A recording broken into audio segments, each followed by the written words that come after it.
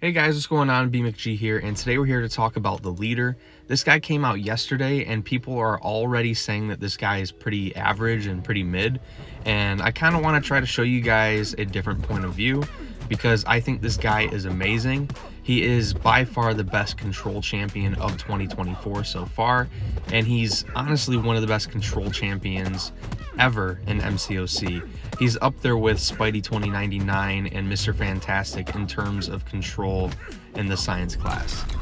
So this node set that we're going against here is kinetic transference and a couple other things, but I really just wanted to show the leader against kinetic transference because with the withers and then the power dissolve from the special 2, you're dealing a ton of damage to Sorcerer Supreme, and you're making sure that she can never use a single special attack in the whole fight.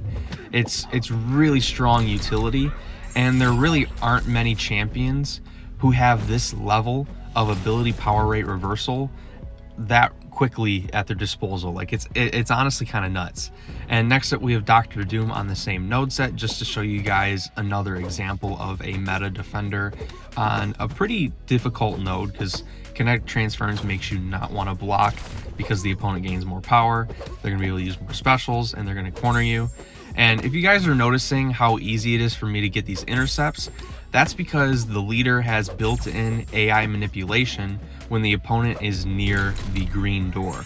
When they're near the green door, they want to play more aggressively, and that is going to allow us to get these easy intercepts and, you know, stack up our debuffs, because your first light will place a Spectre, your third light will place a Wither, and then if you intercept, you'll have a chance to place one of those two debuffs on the light attack with his signature ability. So he's pretty nuts. He has all this control without throwing a special attack, and then his special attacks just amplify whatever control that he's using. Next up we have Rise to Power, so I figured I'd show Dragon Man, just another champion who has a bunch of power gain, and this node set is going to juice up our damage significantly, but it shows you how quickly that the leader can just ramp up on these science nodes. He's a science champion. He wants to use debuffs, and he wants to punish the opponent for doing whatever they want to do. Whether it be regen, whether it be reverse or power gain, he wants to punish the opponent for doing that. And as you guys can see here, he's really good at what he needs to do. If you use the leader in Realm of Legends, you're gonna have a not so great time. I will admit that, but if you use the leader in target matchups where he's supposed to shine, he's going to be great. Next up we have the Ex Magica Alliance War Showcase Vision Arcus, and this is an example of an Alliance War node where the leader is one of the best options, and he's not even an Ex Magica attacker. So we're gonna have to deal with the Magic Thief tactic, but it doesn't really matter because the leader's just gonna completely shut down this guy's ability power rate, and we're not gonna have to worry about baiting specials. So we just get into a loop where we can intercept after our special 2. So we have this dude's power gain reversed right now. Like, we don't have to worry about much, but with the special 2 here, that is going to put the power dissolve on Arcus, and now he's never gonna throw another special attack in this fight. That's how strong this guy is. I can't remember the last time we had a champion this strong in terms of utility. It's pretty nuts. Like, this is reminding me of when Spider-Man 2099 came out with his Wither and how strong that was. The leader's kind of up there in terms of power control, which is just amazing in my opinion. So next up we are going into Realm of Legends against Wolverine, just to show you guys how cheesy this regen reversal can be. And I didn't even get it to its max potential because I was not able to drop the special 1 to increase his healing so I could reverse it further. This is just, you know, stacking up these withers as quickly as possible.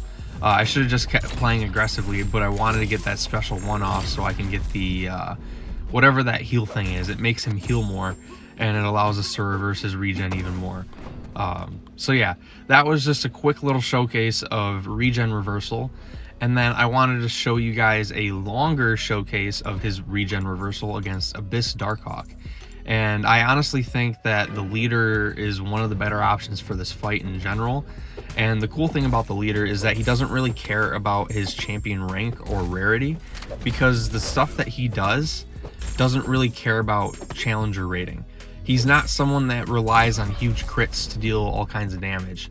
He's someone that's going to reverse healing. He's someone that's going to deal a lot of red numbers. So he's one of those champions who's actually going to be viable as a 6-star for a while, which I think is really cool.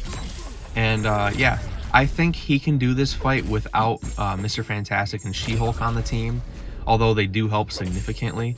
You guys will see that those debuffs that Mr. Fantastic placed at the start of the fight, they fall off at a certain point. So I do think he can do this fight pretty easily without Mr. Fantastic, but it does make it a lot easier and just a little tiny bit faster. But I'm going to let this one play out. Let me know in the comments down below if this video gave you a slightly different perspective on the leader. And I want to know if you guys like the champion, because this champion is very unique. We haven't really had a champion before that wants the opponent to stay in the middle of the map. And I think it's really cool. I think this is like, I don't know, I'm not a huge fan of like traps and stuff with the way they've currently been implemented. And the green door isn't really a trap, but the idea of trying to keep the opponent in a certain spot is similar to a trap. And I kind of really like this implementation of it, because they did a really good job giving him all the necessary tools for it to work, and it works very, very well in game, not just on paper. So I want to hear what you guys think though, so I will let the rest of this fight play out. It's only got a couple minutes left. I'll see you guys for the next video or stream. Peace out.